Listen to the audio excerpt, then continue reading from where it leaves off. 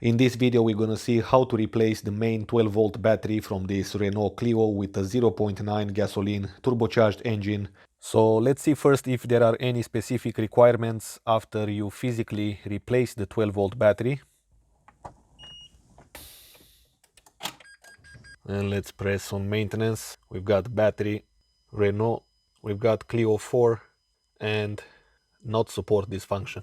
Theoretically, you don't need to do anything special after replacing the battery. So we've got the battery located right under this cover. There are two clips on the side here. There are two more here. It has 70 amps hour and the cold cranking amps are 720. Okay, let's press start. And we've got only 551 cold cranking amps. And keep in mind that this battery was charged until now. Now, a very important step when you change the car battery on any car is to find out why you need to change it, why the battery is weak, depending on the situation what you're gonna find on your car. Then one simple trick is to check the date 21/01/14. I don't know if you can see that. Now you can see it better. And it makes sense that it needs replacement after such a long time. I've got this simple voltmeter to 10 amps. I switched the terminal. Okay, make sure you have good connection here.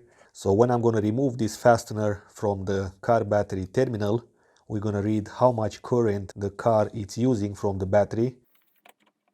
And we've got 0.02 amps. This is going to be like to keep up the clock and some settings in the memory of the computer. So this is how you find out if there is any drawing of power from the car battery. Now let's say you see like 1 amp or 2 amps draw. Then you need to go to the fuse box, remove each fuse and then see which is the fuse that once you remove it, the current draw, it stops. Okay, so this is what I'm gonna do next. I will start the car. Here we're gonna see if the battery voltage goes up to, let's say, 14 volts, if the alternator is doing its job. Then we're gonna do as well a voltage drop test. I'm gonna touch the alternator terminal back there with this extension and we're gonna see the voltage drop here. Now on the scan tool I can see 12.2 volts.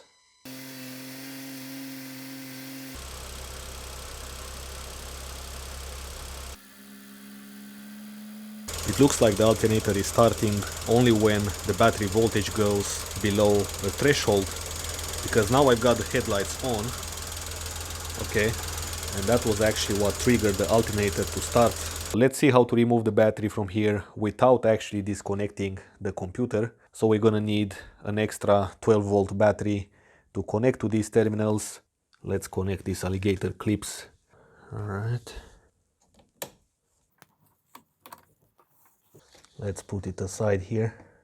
Down here I forgot to mention you're gonna need a 30mm socket and a long extension to remove basically that bracket which will hold this battery on. This is the bracket. Actually, in order to reinstall this bracket a lot easier, we need to take out this cover. You need to push the cover in that direction and then it will come out.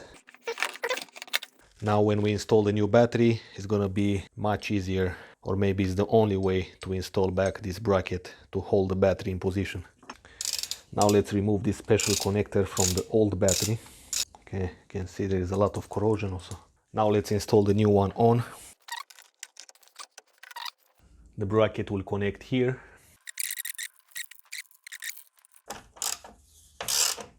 Now let's put this special connection also here. Let's do the same with this one.